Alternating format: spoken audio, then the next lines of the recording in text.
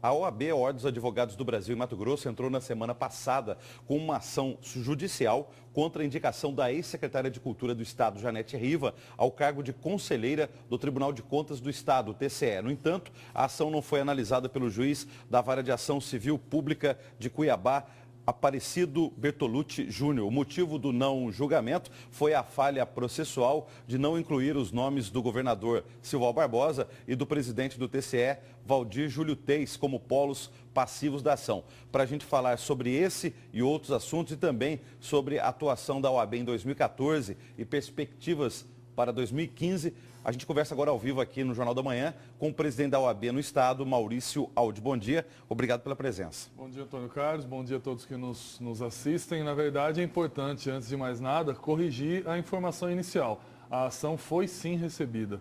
Nós indicamos no polo passivo todas as 4 partes que deveriam figurar, ou seja, a mesa diretora, a senhora Janete, o governador do Estado e o presidente do Tribunal de Contas do Estado.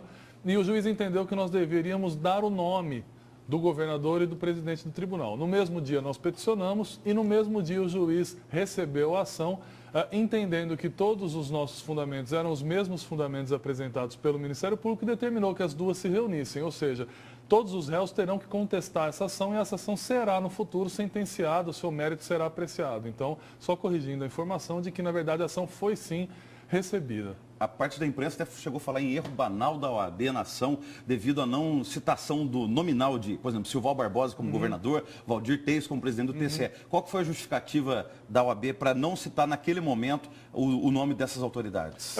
Haveria uma alteração do governo, né, a partir de 1º de janeiro, então essa ação poderia vir a ser contestada pelo futuro governador do Estado. Mas o que importa é que o juiz entendeu que deveríamos dar o nome naquele momento, no mesmo dia o fizemos e no mesmo dia a ação foi recebida. Né? Qual que é a justificativa da OAB entrar com essa ação em relação especificamente à indicação de Janete Riva como conselheira do TCE? Tanto a história da Ordem dos Advogados do Brasil no país, no estado de Mato Grosso, quanto a lei que nos rege, que é o Estatuto da OAB, prevêem que a OAB deve sempre zelar pela Constituição, tanto a federal quanto a estadual. E a Constituição ela prevê requisitos que o candidato deve preencher para ocupar o cargo de conselheiro do Tribunal de Contas do Estado e também prevê princípios da administração pública que devem ser observados, como a moralidade, como a publicidade, como a eficiência. E nós entendemos, assim como o Ministério Público entendeu também, que tanto os princípios da administração pública não foram respeitados, quanto não foram observados os requisitos para preenchimento do cargo.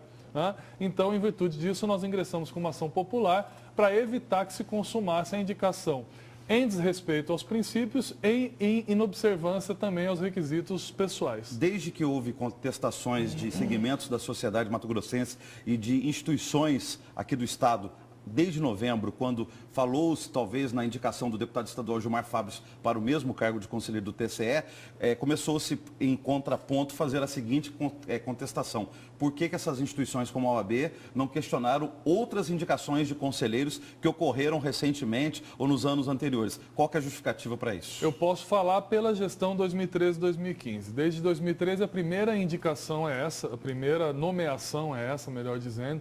No momento em que falaram de outros nomes, única e exclusivamente eram boatos, a partir do momento em que se concretizou a indicação de uma pessoa que não preenchia os requisitos e, como eu disse, sem observação dos princípios que regem a administração pública, a ordem não teria outra atitude a tomar senão essa.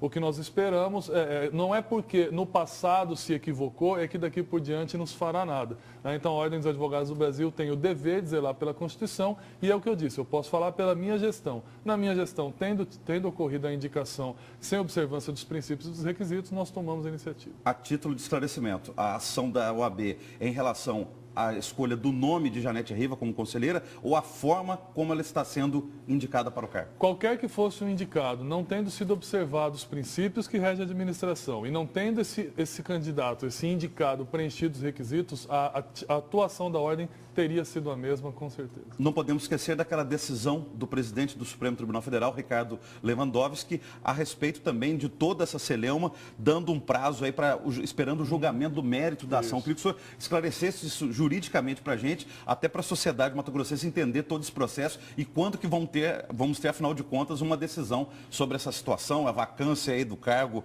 do então renunciado conselheiro Humberto Bozaipo. Além da ação do Ministério Público e além da ação da OAB, as duas que foram recebidas e estão tramitando, os servidores do Tribunal de Contas do Estado, salvo engano, a associação, na verdade, ingressou com uma medida no STF e o ministro Lewandowski, que foi o relator, apreciou e determinou que não se proceda a nenhuma nova indicação enquanto não se julgar o mérito dessas ações.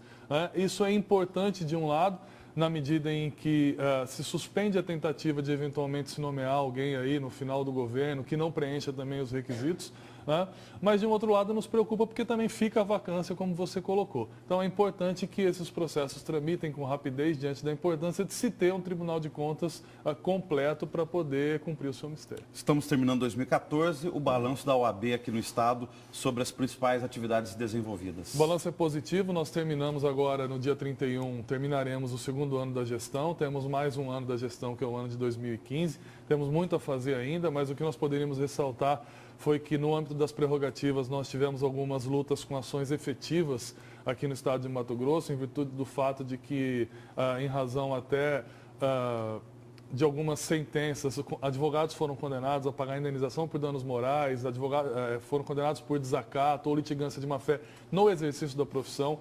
Todas essas sentenças nós conseguimos reverter em apoio aos advogados.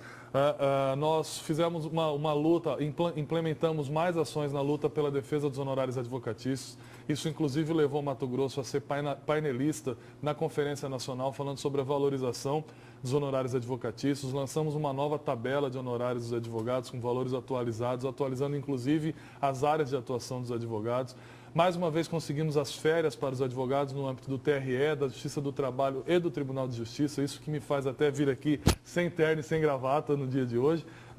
E também, do ponto de vista institucional, essa atuação em relação à nomeação do Tribunal de Contas e toda a fiscalização que foi feita em relação às obras da Copa, juntamente com o CRC e com o CREA. Então, acho que nós temos muito a fazer ainda, temos mais um ano de gestão e pedimos aqui o apoio de todos os advogados e advogadas nesse próximo ano. E quais as perspectivas para 2015? O que vocês devem elencar como prioridades? Nós temos a Escola Superior da Advocacia, que tem se interiorizado cada vez mais, realizou agora no ano de 2014 uma grande conferência estadual, tivemos 600 inscritos participando, com grandes nomes da advocacia, do Poder Judiciário, do Ministério Público, do país todo, como conferencistas.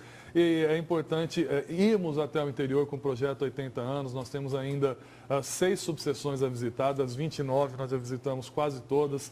Então, sim, temos ainda um plano de gestão a ser cumprido e que será cumprido no ano de 2015. Esses dias, uma cientista política, numa reportagem que a gente veiculou aqui na TV Record, fez a seguinte análise. Grande parte do secretariado indicado aí pelo governador eleito Pedro Taques são bacharéis de direito, são vinculados à OAB. A OAB tem uma influência sobre o novo governo? Qual a análise e a posição institucional que o senhor tem para a sociedade nesse momento? Não temos uma influência na indicação de qualquer que tenha sido o secretário convidado a trabalhar. Nós tivemos a oportunidade de receber o futuro governador Pedro Taques na ordem, quando tivemos uma reunião para tratar de pautas institucionais e pautas de interesse da sociedade também. E dissemos a ele o que digo aqui para você e aos telespectadores. A ordem vê com muito bons olhos a nomeação de técnicos para o secretariado, sejam eles com um background jurídico ou com qualquer que seja a formação. O que é importante é nós vemos que o que se busca é a tecnicidade nos secretariados. Vamos aguardar e vamos acompanhar, fazendo o que a ordem sempre fez, acompanhar, colaborar e cobrar aquilo que for necessário. Muito obrigado pela presença. Eu que agradeço. Feliz ano novo para o senhor aí. Para você também e para todos que nos assistem.